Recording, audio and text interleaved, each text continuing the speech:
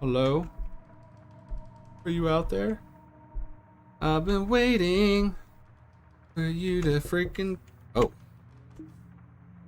knock. Going back downstairs where it's safe. Back to the living room. Oh, whoa. Picture scared the shit out of me. I wasn't expecting it at that time. Alright.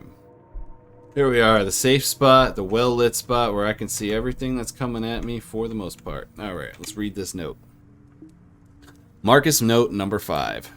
I can barely keep up with everything. I was accepted into the university that I really wanted to attend, but I decided not to go through with it. If I did leave, no one would be here to take care of my sister. If I'm being honest, I wish I could leave. I want to move on and just forget about her, mom, dad, all of them.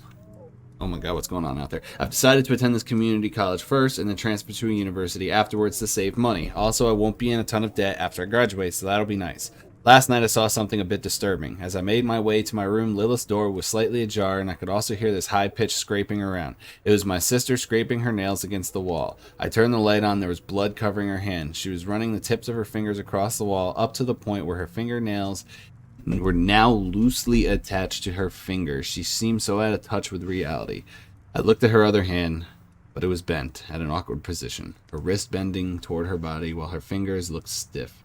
This thing in my house. I don't think this is my sister. My sister was a painter, a talented girl with immense potential. Her eyes gradually turned towards me. I felt them almost reaching out to me, pleading for comfort. I gave her none. Wow. Okay, so where are we going next now?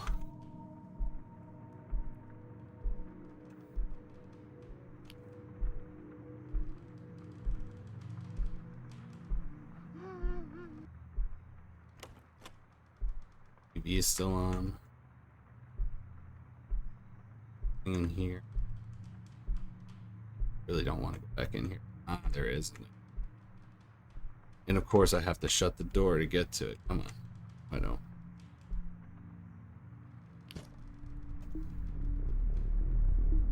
Marcus note number 6. Mom is leaving for about a week. She's going on a business trip, so she's leaving me in charge to take care of the house and my sister. I checked on her briefly about once or twice a day just to make sure she's still alive. I might forget to check throughout the week though. It's such a chore taking care of her. Why can't she just die already? Am I wrong for saying that? Because of her talent, her God-given gift of paint, it destroyed our family. Without it, everything would be normal. In the end, everybody gets what they deserve. And she's getting her end right now. Dad received his, and Mom is breaking her back just to make ends meet. I wonder what my end will have in store. Who knows? Maybe I'll get the worst ending of them all. I realize that my hatred for her is wrong and justified. It wasn't her fault she was born with that skill. I feel guilty that I enjoy hearing and seeing her in pain. It's an immature reaction for so long. I wish for someone to feel my suffering. I would get beatings almost every week with my mom and sister just watching. It was almost entertaining thinking of what I could tell people at school when they asked about the cuts and bruises. Now it's a little different, I guess. I'm in control and she's the helpless one. I don't really believe in a heaven or a hell, but if one exists, I'll probably end up in the latter. Oh, wow. Oh my god, everything's all red now. Oh no. So we are Marcus, aren't we? No, I don't understand. It's kind of confusing, but yeah, well, now everything's all red. Another note.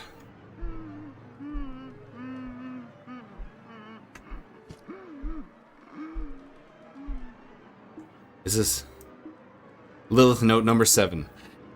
This will be the last letter I write. I can feel my right hand becoming immobile and stiff. Mom left a couple days ago, and it's been up to Marcus to take care of me. Even though his visits have been getting shorter and less frequent over the last few months, I understand. I'm just a burden to him and my mom. He hasn't checked on me ever since she left. I've tried everything, knocking, banging my hand against the wall, screaming.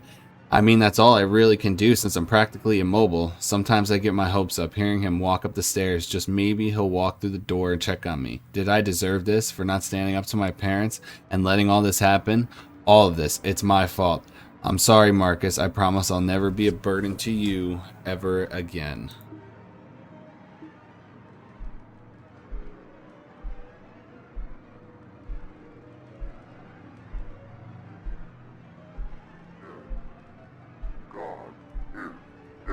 Whoa.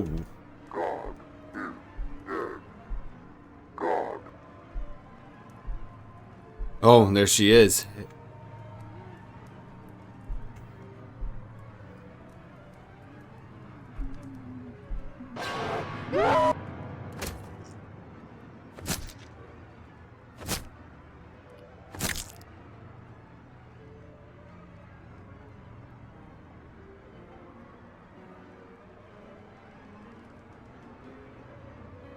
I'm waking back up in bed again.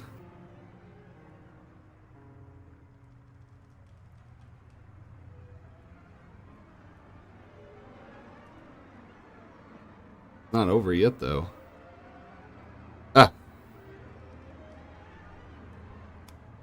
One last thing. Is this the last note? Yup, this is the last note. Life is pretty quiet, to be honest, right now. Between school and work, it's a bit stressful, but it's not as bad as before. Mom is set to come home in a few days. It was nice having the house to myself for about a week. I'll admit, sometimes it gets eerily quiet, and sometimes I hear these soft knocks coming through from the walls. Other times I'll hear crying and sobbing, sometimes even screaming. It usually doesn't last too long, but still, it's a bit unusual. I have a strange... Hold on. The young woman was dead at the scene. After performing an autopsy, it was confirmed that the fire led to her death, but officials also found something strange. Her body was starving. What officials think occurred was during her final moments. As an act of desperation, she lit a candle inside her room and started the fire herself.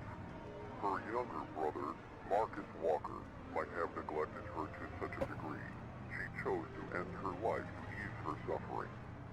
Emotions ranging from jealousy, hatred, enviousness, and frustration might have drove him to neglect her, despite her cries for help. Due to her rare disorder, she was extremely immobile and required help for the simplest activities. She required Marcus for everything. Marcus might have held animosity towards her, as for almost his whole life, everyone had paid their attention to her. Perhaps Marcus wanted her to feel isolated and alone, an emotion he was very familiar with. He wanted vengeance for a crime she didn't commit. Marcus's body was mostly unharmed, though he was not conscious at the scene. He was taken to a local hospital, where he currently resides. He is currently in a coma induced by smoke inhalation and has been unconscious ever since the fire. No one knows when, or if, he will ever wake up, or what he is experiencing. He could be experiencing nothing at all, or he might be suffering. The only living So this is a relative he had was dream. his mother, Mary Walker, who committed suicide shortly after she heard about the incident. His father, Joseph Walker, was killed in a suspicious road incident where his brakes stopped working while driving under the influence. Due to his unusual situation, no one is left to decide whether or not they should keep him alive in his coma. Many may wonder whether he regrets his actions, whether he regrets neglecting his sister, starving her, and psychologically torturing her to the point of suicide. Others speculate that years of domestic abuse by his father Joseph, along with neglect from his family, left him psychologically scarred. Whatever the case may be, he tortured and isolated his sister. His sister, who loved him, and did everything necessary to protect him. Wow. Hopefully all members of the family get what they deserve. In Marcus's case, he's stuck in his own personal purgatory.